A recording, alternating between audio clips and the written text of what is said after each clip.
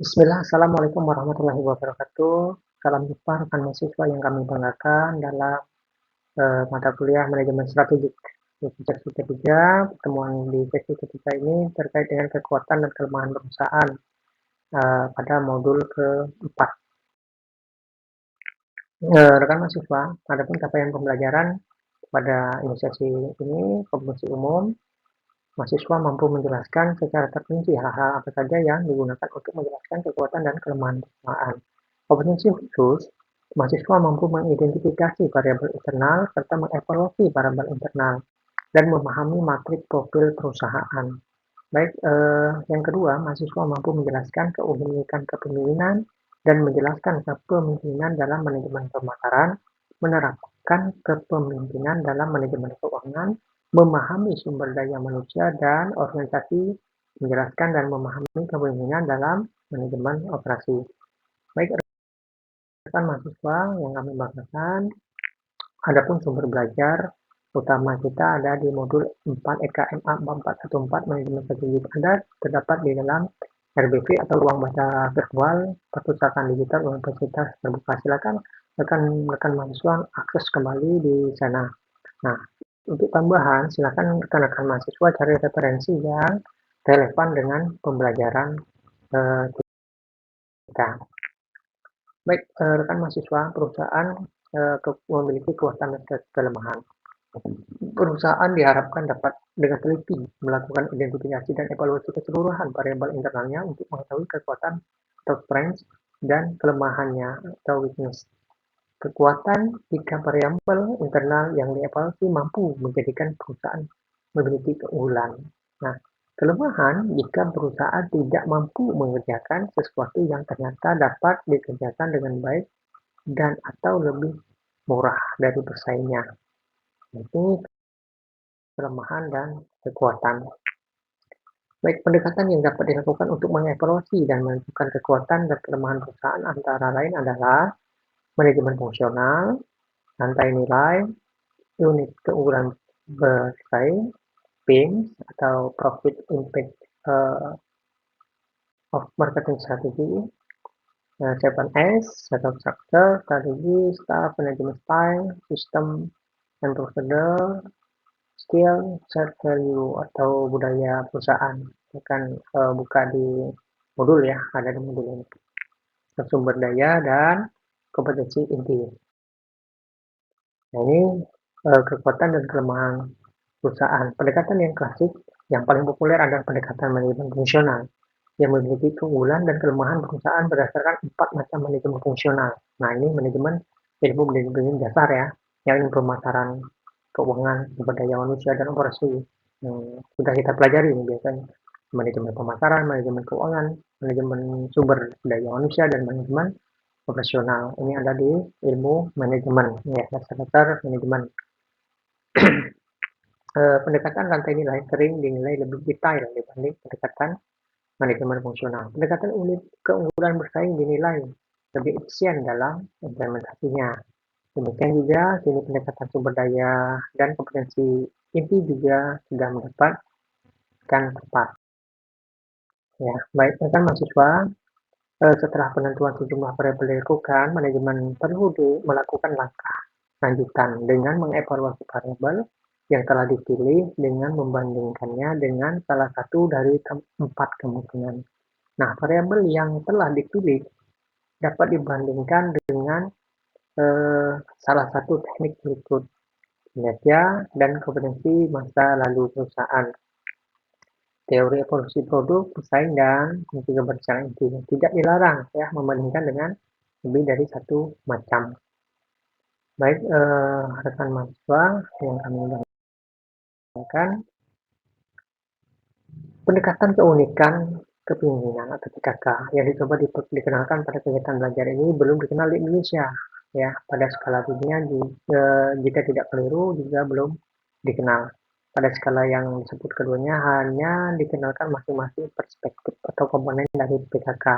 Belum merupakan satu kesatuan yang kemudian dapat digunakan sebagai pendekatan untuk mengetahui kekuatan dan kelemahan perusahaan. Baik, rekan mahasiswa, berbeda dengan pendekatan lain, PKK tidak memberikan tekanan pada aspek teknik manajerial seperti yang selama ini dikenal dalam berbagai metode evaluasi kekuatan dan kelemahan perusahaan. Perhatian PKK lebih diarahkan pada aspek kepemimpinan, kemampuan menggerakkan organisasi, dan melakukan perubahan yang kini semakin banyak dibutuhkan oleh perusahaan. Ketika derajat dinamika lingkungan bisnis tempat perusahaan beroperasi semakin tinggi. Baik, rekan mahasiswa yang kami banggakan, bagi perusahaan yang sedang dalam kinerja tidak sehat, apalagi jika sebab ketidaksehatannya berasal dari lingkungan bisnis, pendekatan ini seyogyanya untuk digunakan. Ini kemungkinan masa depan sebagai akibat semakin tingginya ketidakpastian lingkungan bisnis. Di Indonesia, metode skenario mulai dikenal sekalipun belum sepopuler di negara lain. Nah, ini ya, PKK keunikan kepemimpinan ini memperkenalkan 4 macam keunikan kepemimpinan dalam perusahaan. Jika dilihat dari 4 perspektif manajemen fungsional, yaitu tumbuh oktokratis atau WA, puncak borjuis atau PW, stabil aristokratis atau SA, dan turun birokratis. Nah, silakan rekan-rekan mahasiswa buka di modul ini, semua ada penjelasan secara detail. Baik, berikut kerangka analisis keunikan kepemimpinan. Ada pemasaran, ada keunikan kepemimpinan perusahaan ada di sini. Pemasaran, keuangan, operasi, STM. Ini kerangka keunikan. Ya, baik rekan mahasiswa, kepemimpinan dalam manajemen pemasaran. Nah, ini kepemimpinan dalam manajemen pemasaran, dari keuangan, SDM, manajemen operasi, jadi prospektor, vendor, analyzer, rektor. Nah, ini kepemimpinannya, tipe kepemimpinan agresif, yang keuangan, kalau defender, pasif, kalau analisis, dan seterusnya. Silakan rekan-rekan mahasiswa pahami, pelajari tentang tabel kepemimpinan dalam manajemen pemasaran.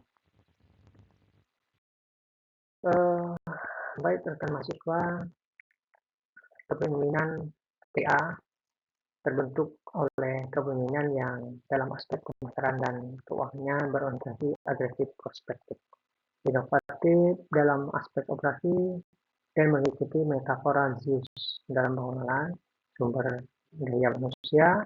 Kepemimpinan PB terjadi jika dilihat dari aspek pemasaran berkarakter sebagai analitis, bercirikan superior dalam manajemen keuangan, inovatif imitatif dalam operasi, dan mengikuti metafora Athenian dalam manajemen sumber daya manusia.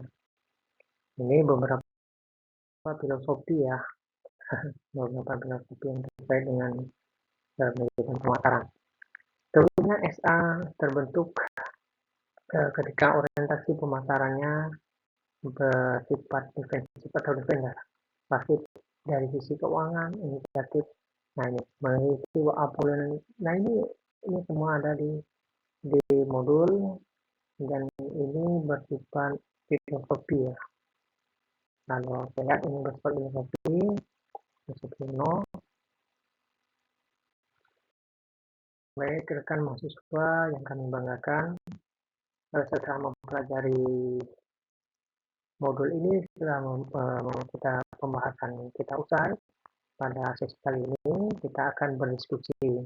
Kita akan berdiskusi dalam menganalisa profil perusahaan terdiri dari 2 tahapan, yaitu identifikasi komponen variabel internal dan evaluasi terhadap lingkungan eksternal. Setujukah Anda jika pokok inti kekuatan perusahaan adalah pada identifikasi komponen variabel internal? Ini ya. Yang kedua, jelaskan alasan Anda.